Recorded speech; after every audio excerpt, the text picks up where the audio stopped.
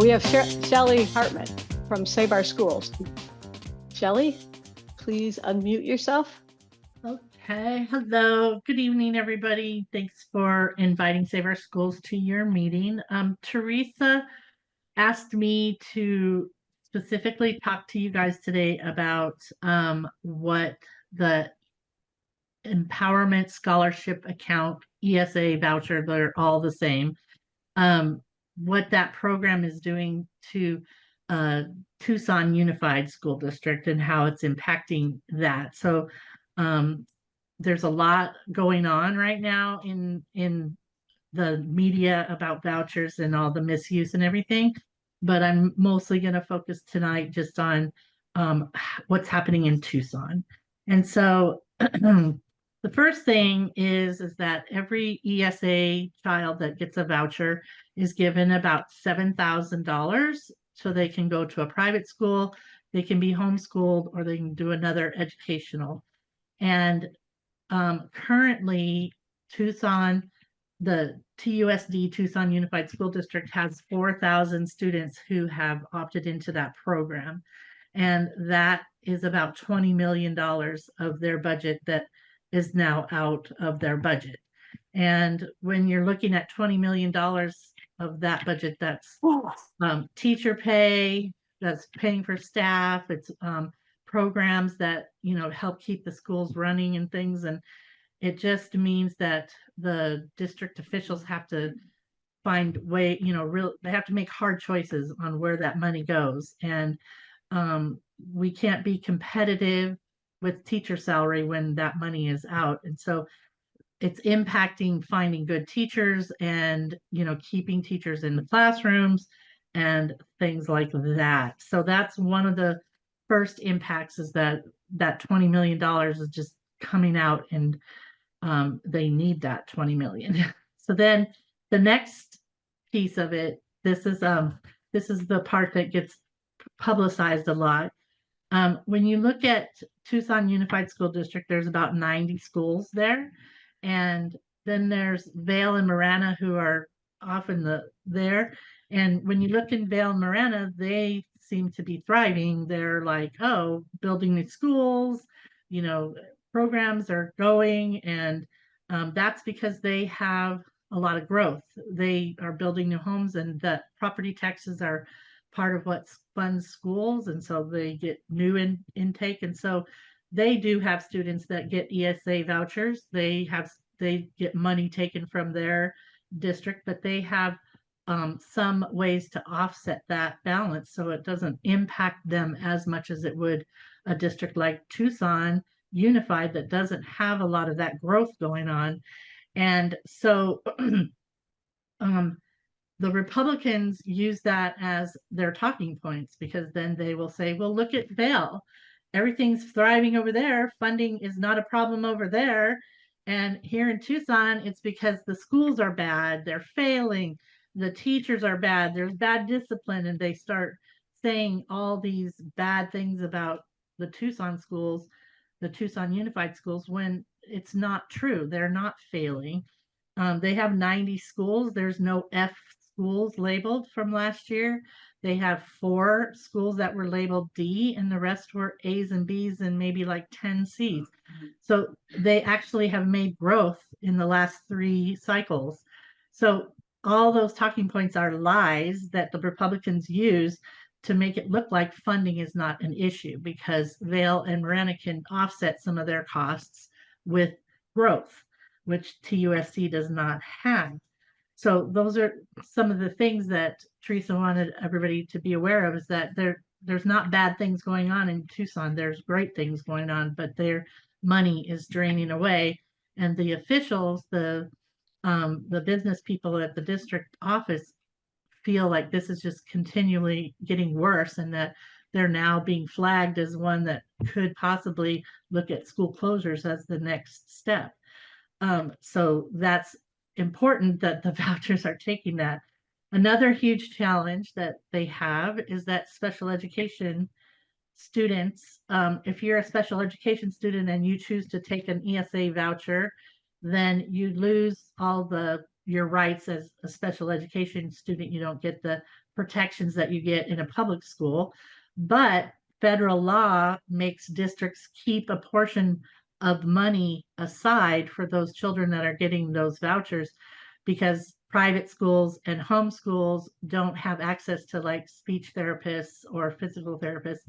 And so if their child goes maybe 20 miles from Tucson Unified District area, the Tucson Unified still has to pay for their evaluations because the private schools don't have it.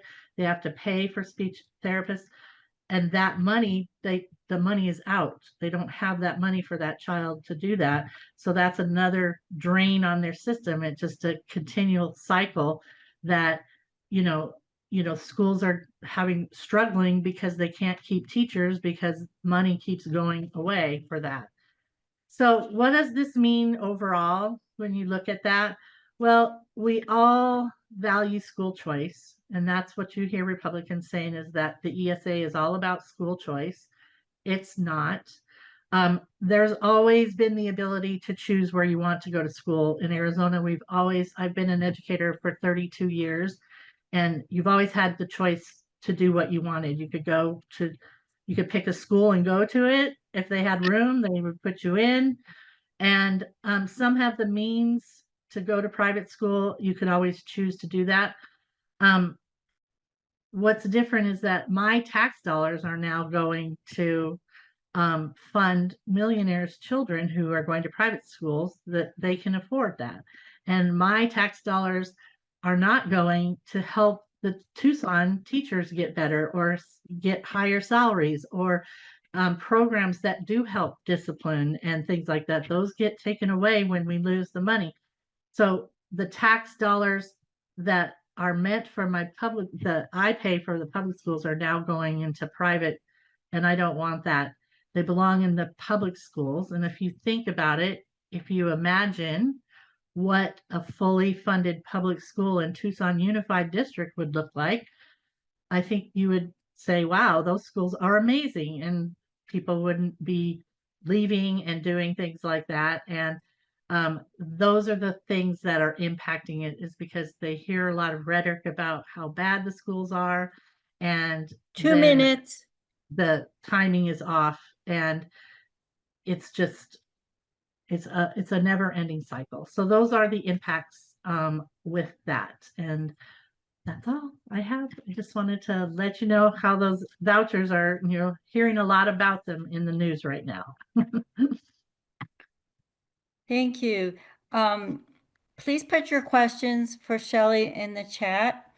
There's a couple of questions in there now. Can vouchers be applied to higher ed?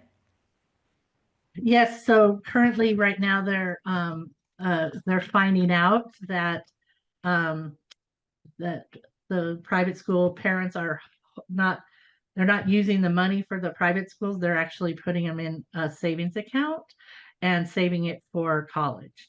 So now our tax dollars are going to fund private school people's education. So yes, because there's no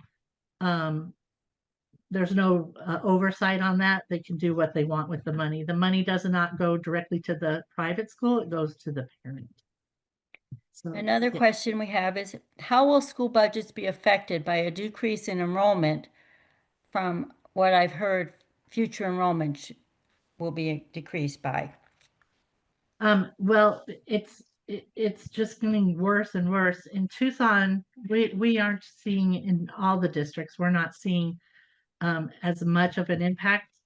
In Maricopa County, schools are closing every year, like this year in Phoenix Elementary, they're going to close 5 schools because of decreasing enrollment. There's lower birth rates. That's another effect in Tucson Unified.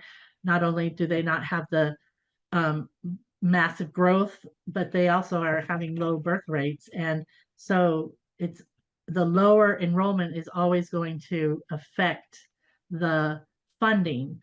And so schools have to close and communities have to, find a way to get their child to a farther away school. Thank you.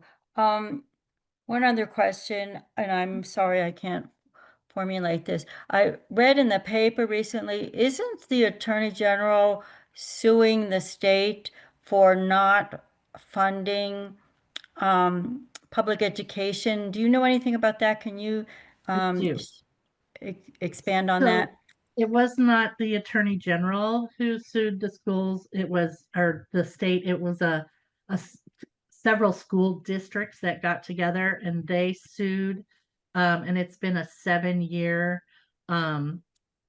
process that they sued the state for underfunding in capital. So that means the building maintenance and things like that. And they were underfunding. They've been underfunding for at least 15 years. And 7 years ago, they sued them. And the lawsuit just finished and they won. And they did find out that it was being underfunded and there's $7 billion of money that needs to go back to the schools to help with their building maintenance and their capital. And that's a different fund than funding for like teacher pay and stuff like that. But it's much needed because our buildings are falling apart as well. But obviously it has to go through appeals and all of that. But Chris Mays is very aware of that and she's working on that. So yes, she's helped get that through. But yes, we did win that. And so, yeah. Thank you, Shelley. I'm so sorry we're out of time.